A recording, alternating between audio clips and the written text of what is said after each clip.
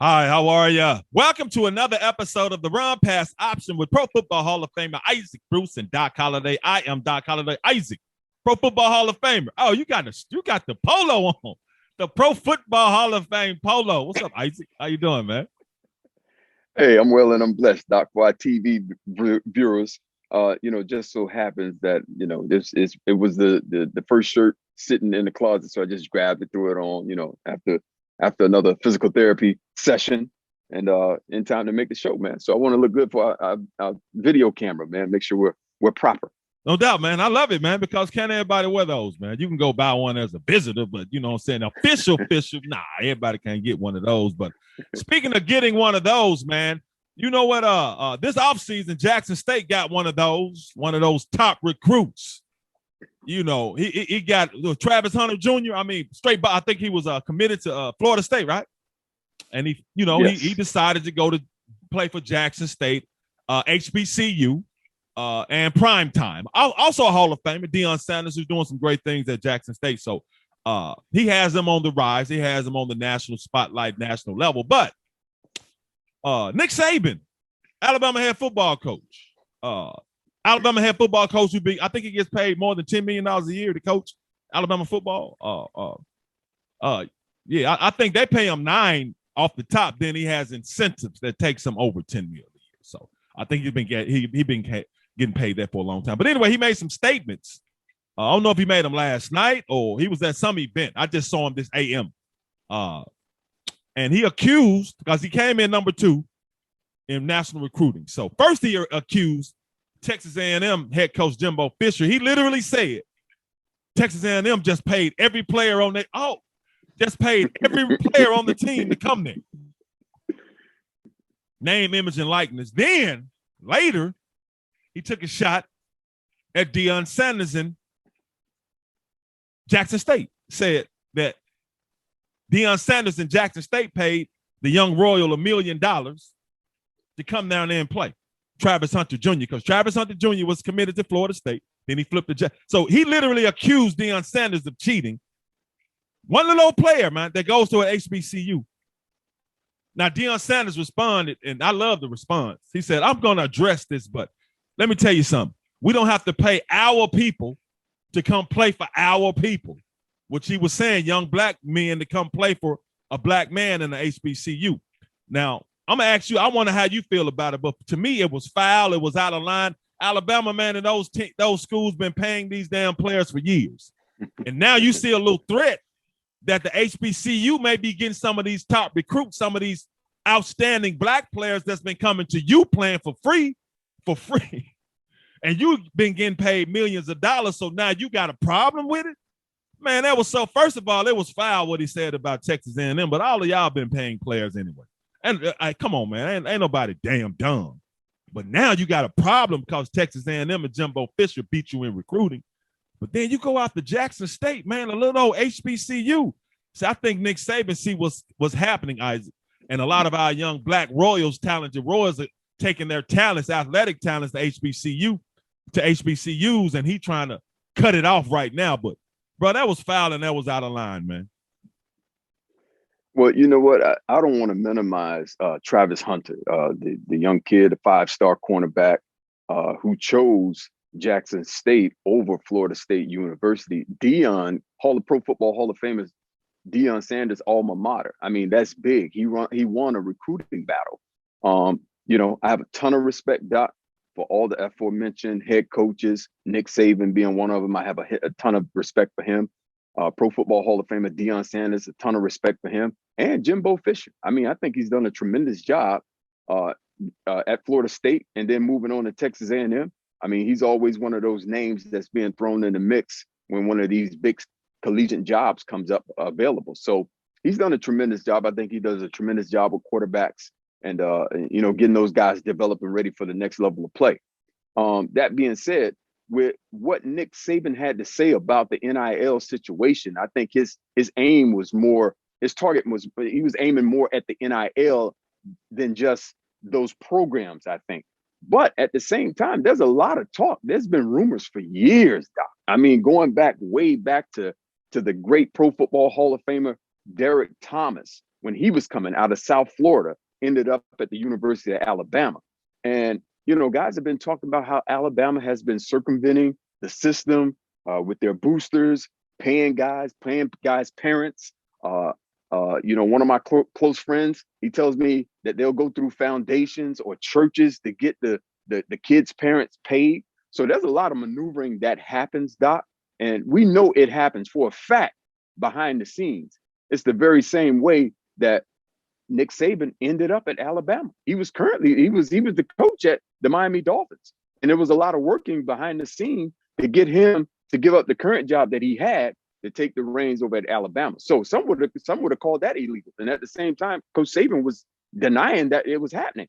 But for Coach to call out these other schools, you know, there's a saying, Doc, it ain't no fun when the rabbit has the gun. Yeah. I mean, you know, when you're the only one, you know, that can go around and shoot your billionaires at these players and these players' families and get them to come to your university to participate in what you're doing and to continue on the tradition that, you know, a lot of people that look like us have created and built it into. So, you know, when you get a Deion Sanders that is doing a tremendous job at Jackson State, when you get Jimbo Fisher down at Texas A&M that is building and on that west side of that what we call the SEC. I mean, Doc, it's what it is now. It's the landscape of college football right now. So you can't cry into tears, you know, specifically when you've been accused of doing the exact same thing. Come on, Doc. It's an open field now. It's pretty much free agency with this NIL and this transfer portal. And you can't get upset when somebody beats you for a kid, when they out recruit you for a kid's talent to come to your school. Because at the end of the day, if he's a 5-star player, Doc, and he has an opportunity to profit off of his name, image, and likeness deal, a lot of these guys are going to the highest bidder, Doc. It's just that simple. And if you're a Travis Hunter, you know, my hat goes off to you for taking your talents to one of these schools that a lot of people seem to forget or overlook. But I think that's changing with Pro Football Hall of Famer Deion Sanders being at the helm. It is, man. And that's my issue, man. Like Nick Saban, you've been getting paid tens of millions of dollars, man. And the majority of your players are young black men, man. They've been making you rich. So now you got a problem, not only with schools who like, okay, come because you can get paid anywhere now. So now they got a problem that these young black men are getting paid for their name, image, and likeness. NCAA want to make rules and what? Why is it a damn problem now that people want to speak out? Because these cats can finally get paid? Man, that was foul. And it's the same Nick Saban. I don't care what they say, bro. I don't give a damn about Alabama fans getting mad either. This is the same Nick Saban who has a grown black man following him with a damn cup of water every game, bro. I'm sorry, man. So Nick Saban, he can't say anything, though. He's trying to cut it off. Look, man, yeah, them young Royals go to HBCUs. You see that's the problem now. They getting paid. Y'all see that's the problem now. Man, whatever, man. He was out of line. He was fouled, Isaac, and I love your response. And I'm looking forward to see what Deion Sanders is going to say too, man, because it's crunchy as hell, man. Hell, me and you play major college football, man. Hell, we know these cats been getting paid. How the hell you think these teams get these top players every year? They handing out that loot, man. Y'all ain't stupid. Absolutely. Y'all ain't crazy. You know what I'm saying? Come on, man. There's endowments that have been set aside for years, Doc. You know, specifically for this. I mean, you know, up until 2 years ago, it's all been under the table. Now everybody can construct their NIL deals that's in their programs, you know, specifically to get some of these top recruits, these 5 stars, these 4 stars. And what Texas A&M is doing, you know, from what I hear is that if you sign with Texas A&M, Doc, you get a $50,000 signing bonus, Doc. I mean, let's just think about some of the background.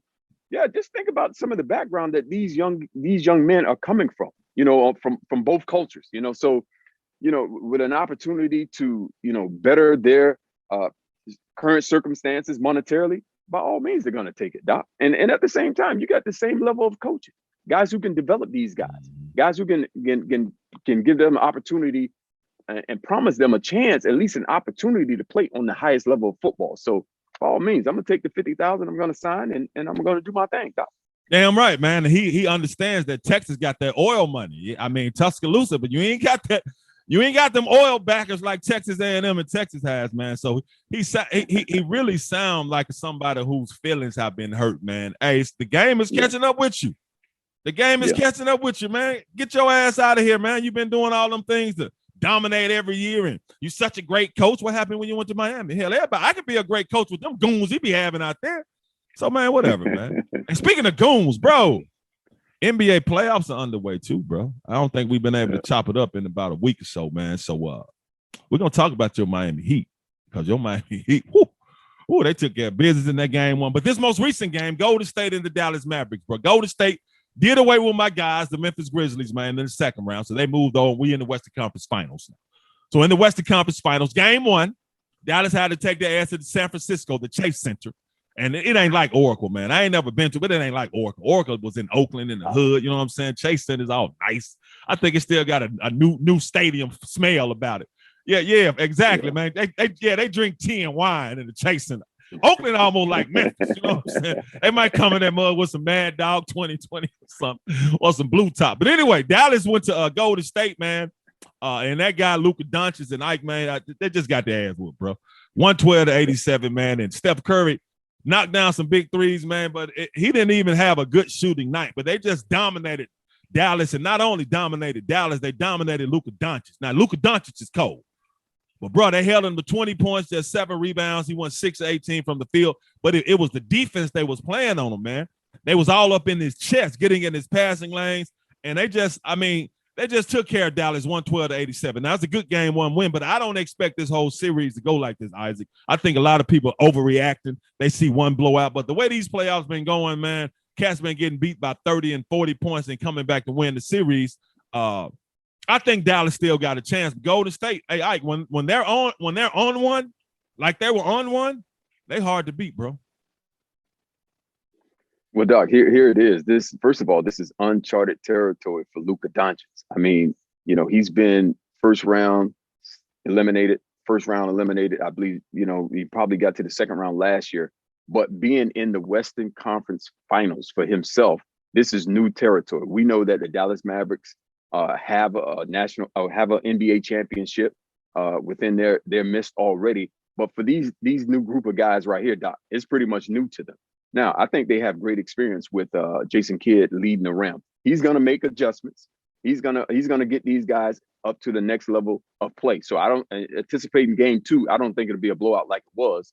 But what we're not really shining the light on, I believe, as NBA analysts, are the Golden State Warriors defense. Yes. Doc, when they won their championships, when they won the 3 championships, they were known for being a defensive unit that got a lot of tips, a lot of deflections, a lot of steals, a lot of fast break opportunities that led to 3-pointers that got that Oracle Arena uplifted and just in a roar that many guys coming in there couldn't play in. So that's really the essence of what happened last night. The way these guys played defensively, led by one Draymond Green, getting everybody where they need to be. Yeah. They had a lot of tips. Porter, he comes off the bench. He's long, he's lanky, he's a wing guy. And you got to give it up to Andrew Wiggins, man. Andrew Wiggins took on the challenge of guarding Doncic in the first game, and I think he did a really good job. He's long, he's athletic, and not only that, he can put pressure on Doncic on the offensive end. So Doncic can't take any plays off. He has to play offense and defense versus the Golden State Warriors. So I think we'll see a lot more of that.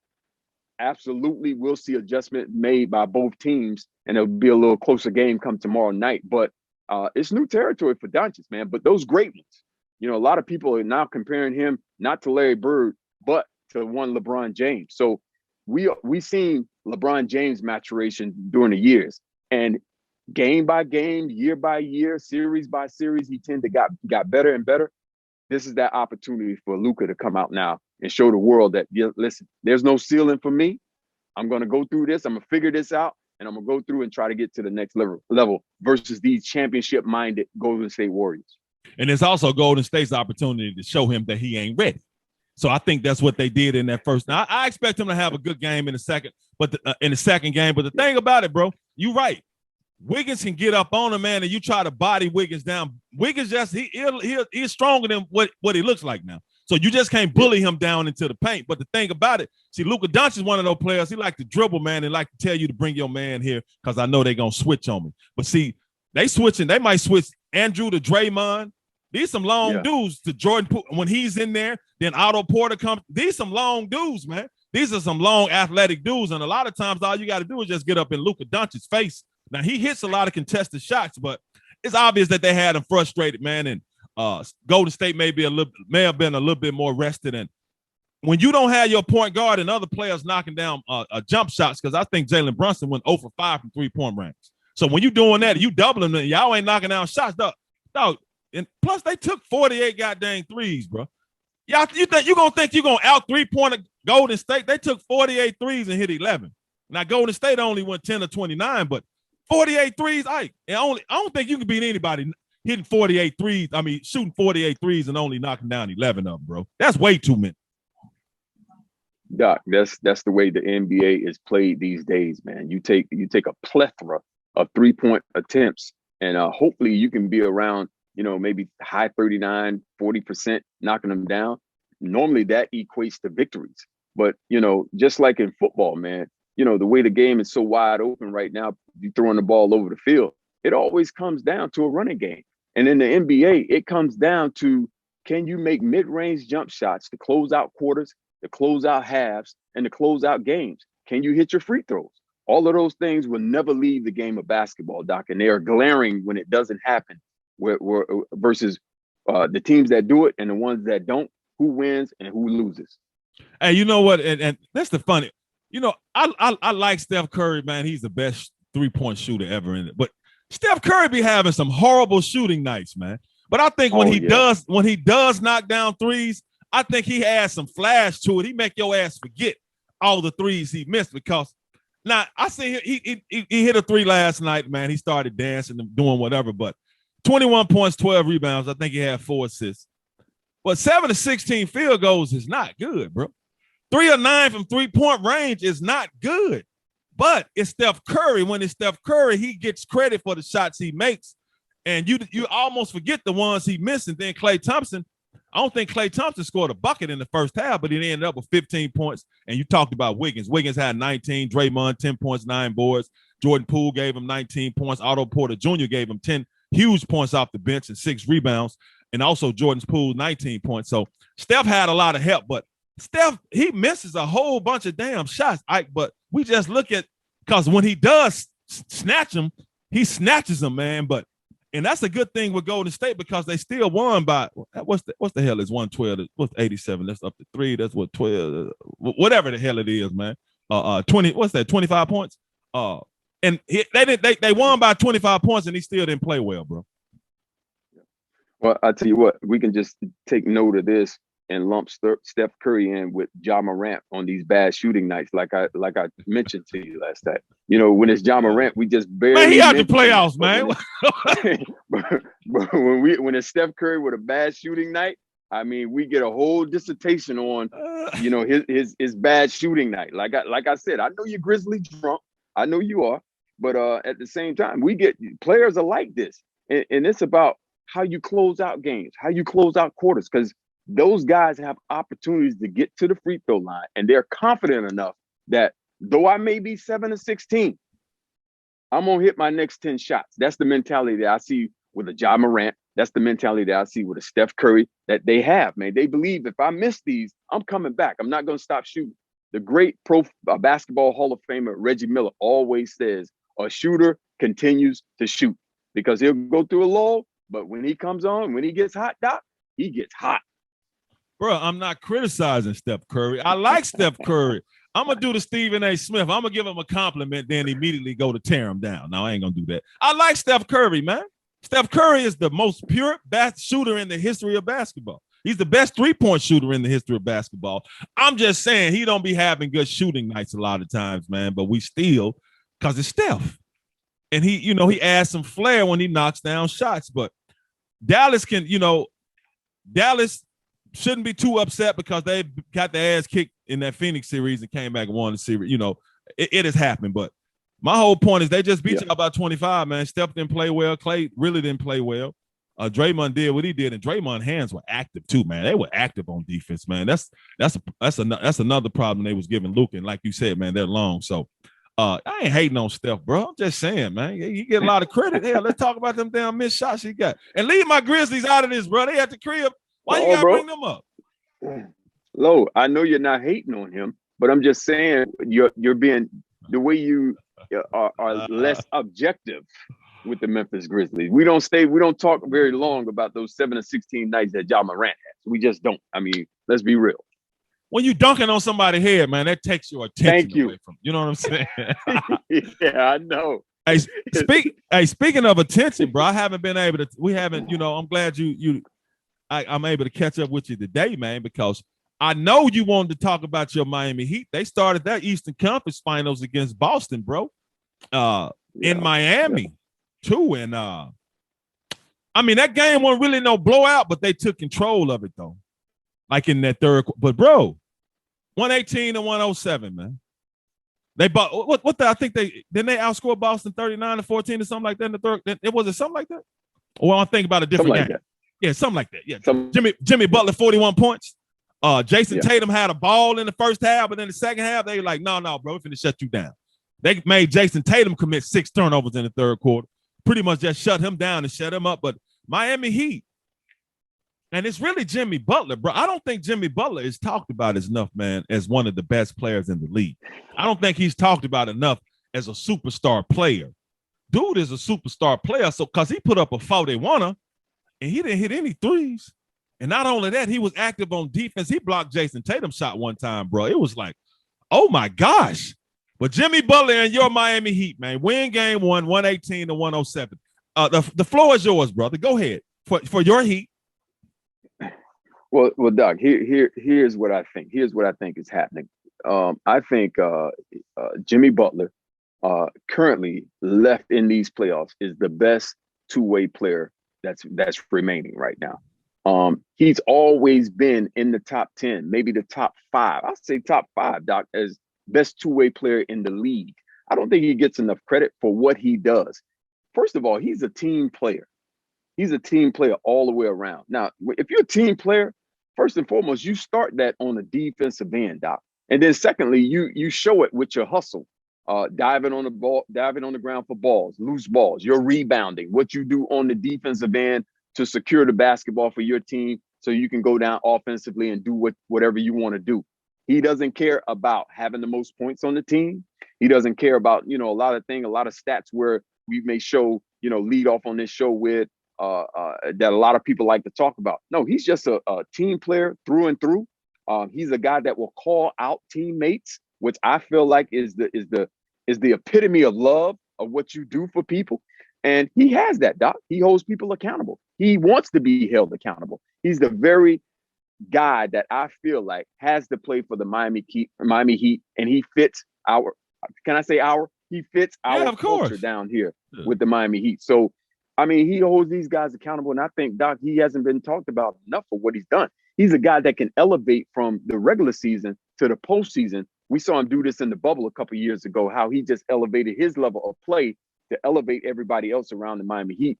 He's not getting the love, I don't think, that other guys that are remaining in these playoffs are getting. Namely, one, Jason Tatum. I mean, I love Jason Tatum's game. I love his projection, where he's going. It's hard to anoint a guy, just pour that oil on the guy and just say, you know what, you're the dude from a fan perspective. Doc, it's got to be done on the court, Doc. He had a great series versus the Milwaukee Bucks. He did. But we're not satisfied, man. As fans, as basketball fans, man, we're always looking for that next game, that next person who's going to take over for LeBron. So there's a lot of candidates out there right now. Luka being one of them, Jason Tatum being another. He's leading off these other shows with his shots, his jump shots. But when he's going against the Miami Heat and Jimmy Butler, I don't think Jimmy Butler and the Miami Heat are getting the credit that they deserve. They held that number 1 seed throughout the regular season, and they're proving why. They defeated the Hawks, and we got rid of the 76ers, who a lot of people chose to win the NBA championship this year. But the Miami Heat, we're not getting the love nationally that they should be getting. And I think Jimmy Butler is the lead. He's that unselfish servant basketball player that we're seeing happening right now in South Beach. Speaking of serving, he was going to serve Eric Spoelstra up an ass whooping earlier this season. I think that kind of changed. And you come on, man. I'm just saying, bro. Stop that, man. What? Hey, what? Hey, tell me one great championship level team that didn't have any behind the scenes beef with each other that drew them closer. I love it. And I feel like that moment right there drew us closer together. So we're gonna have some. Listen. As a coach, as a player's coach, a captain on the team, if you see something that's happening, you're either allowing that to happen or you're okay with it. So I don't feel like Spoelstra is that type of guy, and I know Jimmy Butler isn't that type of guy. Udonis Haslem isn't that type of guy. We're not just gonna see something wrong and not say something and not mention it and not coach ourselves and coach other players. So that's not gonna happen down here in Miami, man. We're all in and we're all going for this, not third, but fourth championship, man. That's what we're fighting for. Bro, I didn't say I had a problem with it, man. I said it turned y'all season around when he was going to beat the hell out of Eric Spoelstra and Udonis Haslem. Honestly, that has to happen, bro. I'm with him. Hey, no, but how did it turn us around? Because we were still the number one seed at that time. But a lot of times, bro, because something obvious things have been building up, right? So it needed to be let out because it would have eventually probably tore the team down if you kept it in and didn't say anything about it. That's what I'm saying, bro. So it hasn't been a choice. But it happened. It happened, and when it happened, now you just see us gel even more together, Doc. And the fruits of what we're doing, man, is obviously what's really rooted down in the culture of the Miami Heat, man. It is, man, and because they won by 11, man, despite Bam Adebayo not having his best game. You know what I'm saying? Tyler Hero came in and did his thing. And the outfits he be wearing, he funny as hell. But no, I like Miami, man. I hadn't really watched them too much, but I've been forced to watch them now. They play tough and they play as a team. You know what I'm saying? I'm like, damn, bro, how the hell are they winning like that, man? They just outgutting everybody. They really big boy people, man. They big boy people, you know what I'm saying? So they big boy bossing in game one. So we'll see what happens in game two, which is tonight, which is Thursday night. So I'm pulling for Miami, man. I don't really just like Boston, you know what I'm saying? I like, I like the Heat. But I do want to say this about Screaming A. Smith, because I remember this giving Jimmy Butler props, though. Because I remember when Screaming A. Smith said a couple of years ago, Jimmy, when he was leaving Philadelphia, he said the Heat will never be as good as the Sixers. They ain't going to the playoffs. And he said Jimmy Butler would never be Dwayne Wade. Yeah, he said Heat fans, he would never be loved in Miami like he's loved in Philadelphia. And Miami would never be better than Philadelphia. That's what he said now. And Jimmy Butler, you'll never be Dwayne Wade down there. I think his ass was dead ass wrong, man.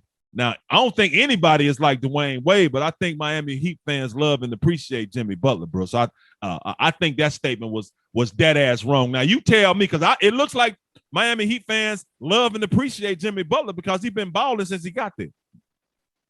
Well, Doc, if you have the ability to tell a mango from a strawberry, you can tell. And what I mean by that, you just look at the fruit. You look at Jimmy Butler as a player. Jimmy Butler, like I said, he holds himself accountable and he doesn't mind being coached. So those type of people, when they go into an organization, they're going to hold people around them accountable. They're going to hold the coaching that they receive accountable. And some people don't like that. You can see he's been in Minnesota. When it came up, they didn't like it. He's been to Philly. They didn't like it. When he started holding guys accountable in Chicago, they didn't like it. So they felt like they could just let him go. Now, he's in a culture where the leadership holds the players, the coaches, everybody in the building accountable. You can't project that when you're looking at a guy with that mentality, when you're looking at leadership and Pat Riley with that mentality, when you're looking at Eric Spoelstra with that mentality. You can't project and say these guys won't go to the playoffs. You can say that he'll never be Dwayne Wade, and I believe Jimmy Butler is okay with that because he's more apt to be Jimmy Butler, the first Jimmy Butler, and cut his own path and garner his own love down in South Beach. Now, and you said, I'm glad you brought up Chicago because I remember back in the day because Derrick Rose, that was his team. Then I'm like, damn, who is this dude, man, arguing with Derrick Rose, man? But now I see he's like, no, I'm a dog, bro. We got to be dogs out here. So I love Jimmy Butler's game, man. Screaming A. Smith, you was dead ass wrong like you are a lot. You know what I'm saying? So whatever, man. So Jimmy Butler, salute to you, my guy. 41 points in game one, so I'm curious to see what you're going to do. But dude he be putting up 40 buckets on cats anyway, though, so that's just what he does. All right, I got to ask you this, man, because I hadn't talked to you. Bro, did you did you get a chance to see Patrick Beverly on any of these shows this week? I did. Yeah, I did. Oh, I did. I gotta laugh. Hey, look, bro, I couldn't do nothing but laugh, man. He was ethering the hell out of. But see, my whole thing is what he's saying about Chris Paul. Okay, bro, you don't like him. It's obvious you got a vendetta against him, and they put your ass on national TV. I like the fact that he was shutting up Stephen A. Smith, but it looks like Patrick Beverly caught a lot of flack from NBA players and GMs by how he was going at Chris Paul. Now, to me, it's like that's his opinion. That's his perspective. Is it a little bot? Yes, but he don't like the dude.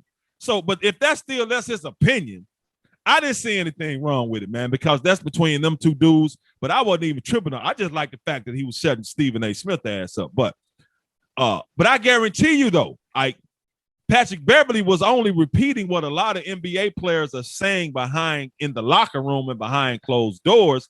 Maybe not with the veracity that he's doing it, but did you see anything wrong with how he was going at Chris Paul, bro?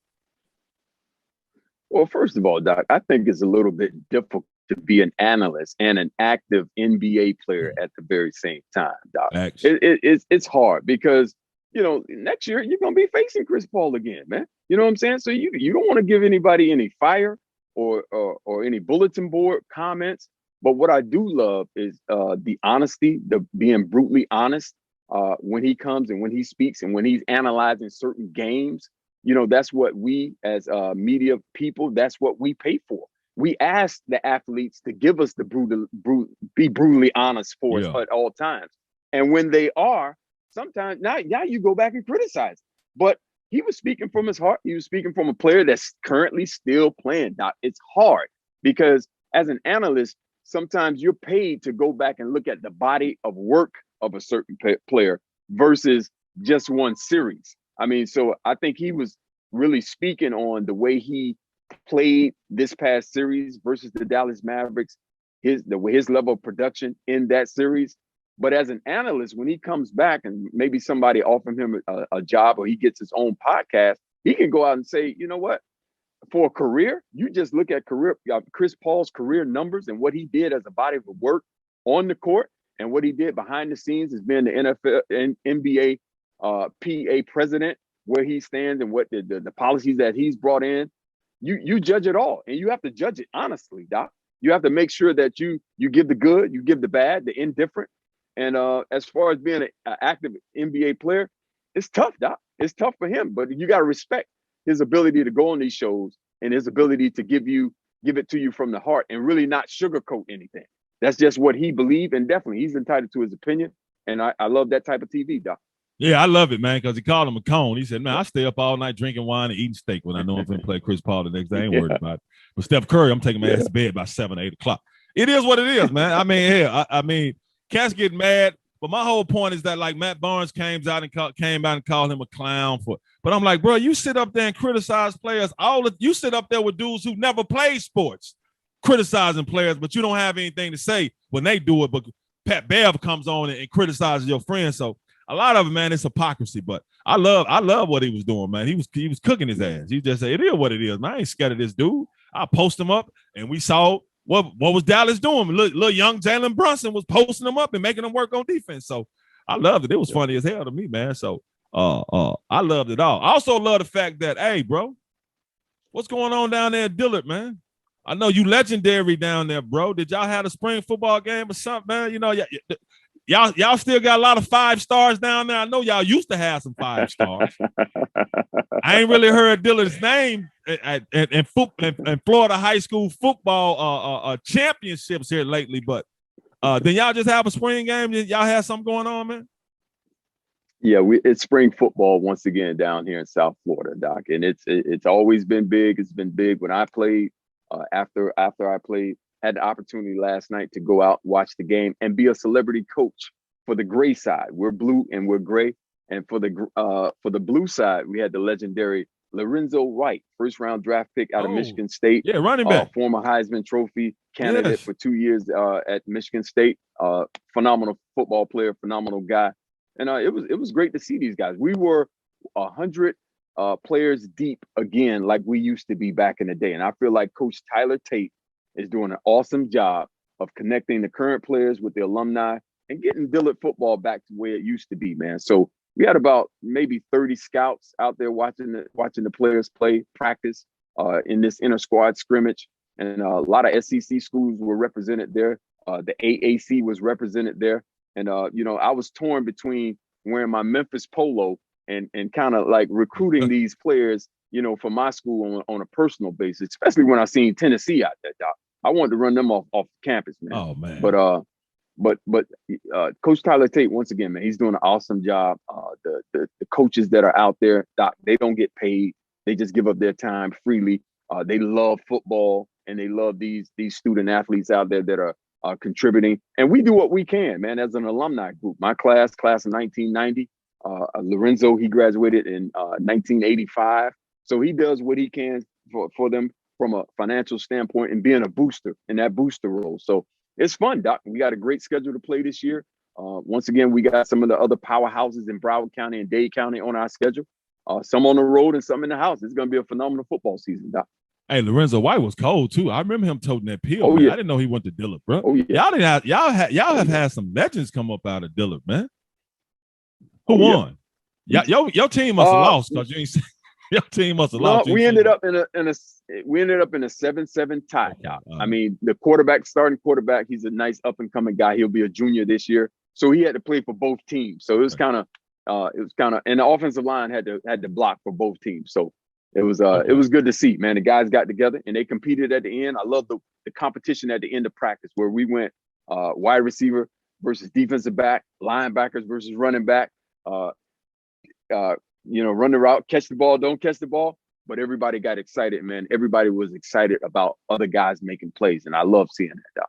And also, I'm pretty sure those young Royals love seeing legends like yourself and Lorenzo and others coming down there, man, especially Hall of Famers, man. So I know they always excited and glad to see you all out there, man. So did you get a play sheet? They told you what play to call? Because I'm curious. Did you run the rock at all? No, man. They didn't give me a play sheet. Okay. I'm a pass to open up the run type of guy. So had they given me a play sheet? Yeah, we'd have started off probably with 4 or 5 consecutive pass plays and turn around and run that sprint draw. Salute to Dillard High School, man. Salute to y'all, man. Also, salute, hey, PGA Championship. I don't like golf, but I do like Tiger Woods. Tiger Woods teed it off, man. He coming back, man. I think this is just his second event since he had that real bad accident last year. But, bro, you can't tell me golf and television happy as hell that Tiger Woods anytime he plays, man. But to see him, Tiger looked a little yoked up too. But the PGA Championship teed off. Hey, this is his group, bro. This is a hell of a damn group. You got Tiger, Jordan Spieth, and Rory McIlroy. Hell of a power group, man. But to see Tiger back out there, like I said, I don't like golf. But when Tiger was coming up and he was doing this thing that made me start watching golf, it's still boring as hell. You know what I'm saying? I still don't want to. I don't. Do you play golf, bro? I don't play golf. I play golf. I'm a golfer, Doc. There's a lot of stuff that happens on a golf course, and I would suggest you get you a pair of clubs and start taking some lessons. But I mean, it's worth it. I mean, what Tiger Woods has done for golf, Doc. I mean, I don't think it's measurable. He's one of those guys where he makes the game go. He's the guy that I don't care where he is. If you're in a tournament with him, with his name on the ticket, and you win that tournament, it's just like a boxer beating Sugar Ray Leonard at any age. They're not going to ask you how old Sugar Ray Leonard was when you fought him, but it's just going to, that goes on your record. So he's done a tremendous amount for the game, Doc. And, he is yoked up. He brought a different level of conditioning to golf. And he is golf. He makes golf go. He does, man. Anything else you want to add before we get up out of here, bro? Appreciate your insight, man. That's it, glad to have you too, man. Bro. Yeah, absolutely. I thought it was a great show today, Doc. I mean, NBA basketball, we got some high school football in there. Just the whole mixture of just sports in general, man. We talk sports because we know sports. We talk sports because there you go, my boy. We talk sports because we know sports, and we out of here on that.